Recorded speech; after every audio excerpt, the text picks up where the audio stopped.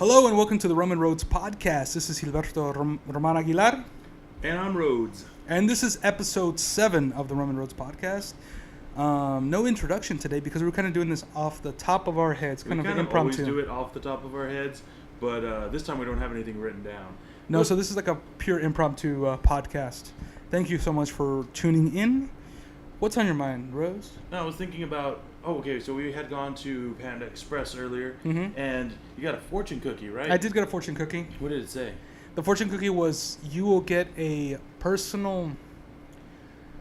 Personal Jesus. Something good. I forgot the word. A personal something good. That personal something good. Personal something good. But I don't know.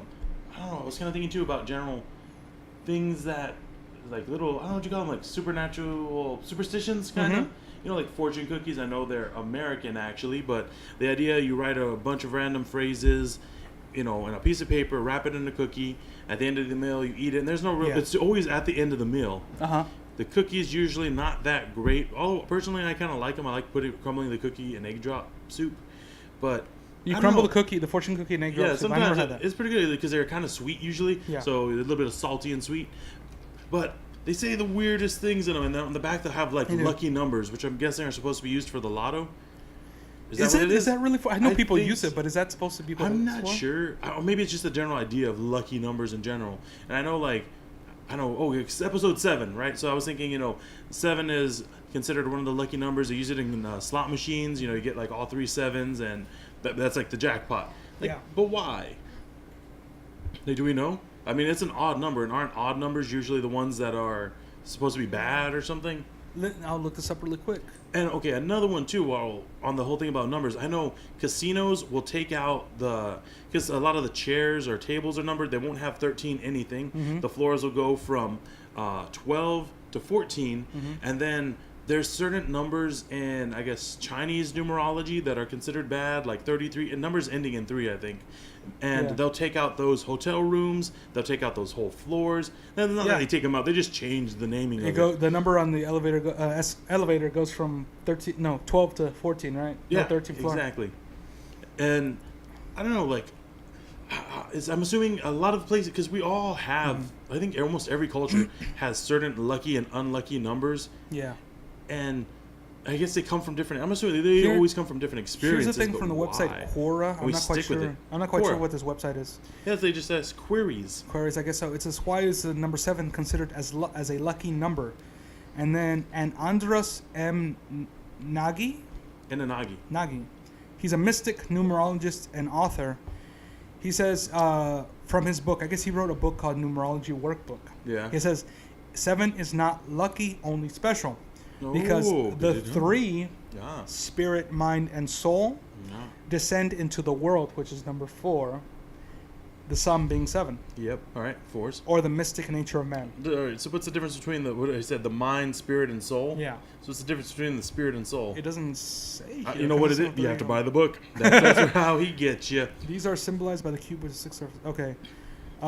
So the mystic nature of man consisting of a 3-fold spiritual body and a 4-fold material form. I'm gonna say that this review, this explanation was written by somebody selling the book, because I'm not seeing this is the author of the book. Yeah, but it doesn't explain the question of why is 7 the lucky number? Okay, symbolized by the cube, which has 6 surfaces and a mysterious 7th point within. Nope. The 6 surfaces are the directions: north, east, south, west, up and down. Nope. Or front, back, left, right, above, and below. Disbelief. Or again, earth, fire, air, water, spirit, and matter. Okay. Yeah, he was just like, all right, I'm going to start listing some people are familiar with earth, water, fire. I don't have enough numbers here to make it special. Let me throw in some other stuff. You know what? Okay, then this is another person answers. Okay, what did they say? I never heard anyone saying 7 is a lucky number. Yeah. But Jews and Christians consider it very significant. I know there's a lot of biblical things references with the number 7.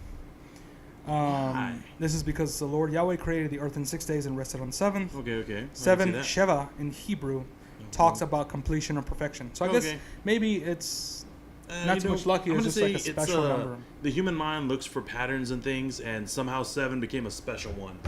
Well, we have 7 days of the week. We have We don't. We say they're 7 days to the week. They're just days. Well, that's the way we formed our calendars. Calendars and our way of. But is that even the most efficient way to go about it? You know?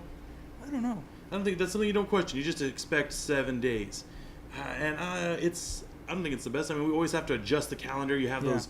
What is it, like leap days or? Yeah, the one where you gotta you have to have a shortened day to keep the calendar in sync, and you don't because we don't. No. Here's the thing: you kind of don't, because that was when calendars were paper and everybody had to, look at a date and say like, okay, that's on the wall. It's today. But we have computers now. We could have it synchronized. It could adjust it slowly for us each day, and we would never notice. So you're saying do away with calendars? Like paper calendars. I'm not but saying how. But I think as human nature, we need to keep track of time. We do. That's how we got to keep track. Computers do it. But it would have a calendar, right? It would have it still, but I'm saying instead of it like being a big deal and putting it all together on one day, you could do it naturally with the way the sun naturally progresses. It just loses a few hours each day. I'm sure I'm wrong about that. Well, because the reason they have standard time and the worldwide standard time time zones and all that is so everybody's on the same page, because not everybody's. When you would consider noon at a certain point on Earth, it would... Noon's different for everybody ahead and behind you. My point is, we should all get on a different page together. What's a different page? Yeah, the one where it's focusing more on an active calendar that's constantly adjusting itself. Okay, check it out. So everybody's on this active calendar. You create this program, and it decides when noon is for you. And so what's noon for me How is does it 1 decide? p.m. It doesn't decide. It's the satellites in outer space. And it's constantly monitoring. But then what consists noon? Huh? What is noon? What is noon? From whatever point we are at, right? The sun is directly above you, as it is, are the equal point between it being completely below the sunset and completely, that would be noon, and that's where you start off with.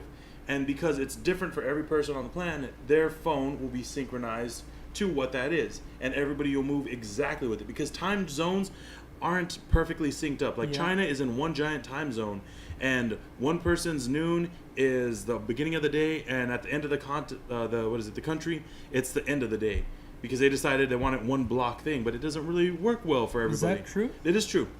It's ridiculous. Like most countries, we split it up by that, but China decided nah, and it's the same way with a lot of ocean time. You could look that up, and it's just going to show that my thoughts on things are valid and great.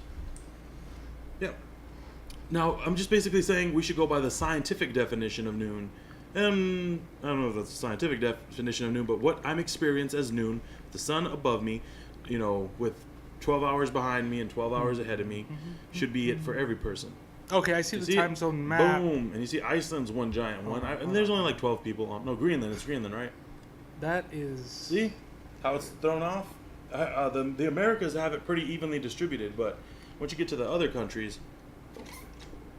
silliness ensues. Where's China? China's over here. Yeah. But this doesn't really say which. Where does China end here? It's the green. And actually, it's a little bit of the other ones too. Okay. But you see how the Americas have it sort of evenly split. Yeah. And even then, it's kind of wobbly. But I mean, you're saying this have this other time zones. True time. True time. Okay, but it's still going to be split up in 24 hours a day. Exactly. Okay. What about the seasons? What about the months? That could still fit into the 12 those cycles. I'm just saying it would be more active. So you're just saying changing the actual, the time to actually what it is. Noon representing the day above you. But Winter time is an abstract concept. How do you time what it is? Time in general is an abstract concept, but time in relation to the Earth and Moon is set. But even though it is adjusting, and I'm saying it should be synchronized more with that. I'm not talking about the idea of what is eternity to a mind that can only perceive the present. I'm not saying that. I'm just talking about this unit of measurement of the Earth spinning around the sun. That's fairly solid. It needs slight adjustments, but I think that would be the best way to go about it, is using computers to constantly dictate this is the time. And you can still have seasons. It's still going to be winter, summer, but the thing is, we don't experience them really split up anymore. And then, since we're not a farmer society predominantly anymore, it's as less relevant to us. The weather in the next few days, that's what is relevant. It doesn't matter what it's called, because we here in South Texas experience summer pretty much year round. People in Canada, other cold places, it's pretty much always winter. So does it really matter what season it's called? It just matters the weather. It should be more important. Okay. Because it is. I thought. I don't know. What do you think? That's where I think, that's what I'm trying to grasp, what kind of calendar you're saying and what kind of time. To me, it doesn't make... Because it's so advanced. It's the jelliest. Yeah, I mean... Because the way I see, the way we have the calendar, we have time, and so everybody's on the same page. But they're not. You're saying, what do you mean they're not? People aren't. I'm just saying, everybody... You're still sticking to the calendar of, the month. Yes. But a lot of people change it. A lot of people in the Middle East use the lunar calendar still. A lot of people in China go by the lunar calendar. But don't they have, this standard calendar, so they know that where everybody else is? Where everybody else stands? It's not like... I understand, I understand the Chinese I'm calendar. Sure it could be available too, but most people don't go by it. There's Mayan calendars and all that, that other people can... You can gauge time by, but people aren't exclusively saying, oh, well, I'm just going to use this calendar. The reason we have the standard time zones and everything is for everybody to know where everybody else is. I'm saying we should... Okay, we're talking about the same point then. I'm just saying it needs to be a different one that more reflects what's actually happening, and everyone should use it. And when you say what actually happening, that's the part that I kind of don't understand. Okay, all right. What do you say noon should be? Where's noon? Noon is... the way we describe noon is when the sun's highest point. Okay, exactly. In the sky. But a lot of... I'm saying that the way time zones are cut up, people don't experience 12 in the middle of the afternoon as noon because it's being dictated by, other things. But then wouldn't that... if you go further north or south on the same line... Exactly. Latitudinal, right? Yeah. Latitude is... Not the longitude, it's the up and down ones. Up and down. Yeah. Wouldn't it change? So wouldn't noon be if it's dead noon? Yeah. And you're in the middle of Texas. Yes. And you go up north, the further north you go. Let's say you were to go. You have to go so far up north that I just don't care. Basically, you're going up, so there's so few people up there, it doesn't change enough to matter. No, but I'm saying, okay. If for that noon in Texas, noon in Texas, and then there's a point in South America that's on the same latitudinal line. That's on the same point, so it should be noon as the same city, but it's not because the sun's not going to be at the highest point. Yeah. Do you understand that? I get your point. But it's the same that's point. Why we have time zones. The problem in there is the same as the one I'm explaining. It's just from a different angle. I'm going on the latitude. But then there wouldn't be but that wouldn't be any constant. So how travel? It's a true constant. And it's hard to do, admittedly, because the Earth's on a tilt, and because it's slightly egg-shaped. There's always going to be some people off, but I'm just saying. But isn't that why the time zones are imperfect because of the shape of the Earth? Because I'm saying, why can't we work on them then? Let's figure out how can we? Is there another pattern instead of just accepting that this is the one we have? This is the perfect calendar, is what you're saying then? I'm saying it's imperfect, but it makes everything manageable. Is there possible to make a better calendar? I'm sure there is, but shouldn't we try?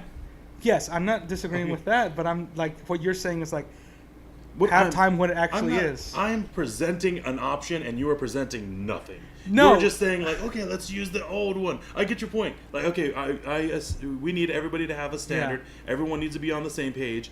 I agree with that. Yeah. I'm saying let's work on a better one. If you don't like the idea, but whenever you better one, and then boom. It's because I don't understand how the option that you're saying. Okay, because then forget that option then. But I'm saying we need to change it and make it better. And I agree. Yeah. I agree on that part. Hire scientists to do it then. All right. Okay. Forget the example that I get, but present a better one. Well, I wasn't planning to present a better one. It's very difficult. I'm not saying that it's easy, but it's easy and my idea's right. But I think, it can be worked on. Let's just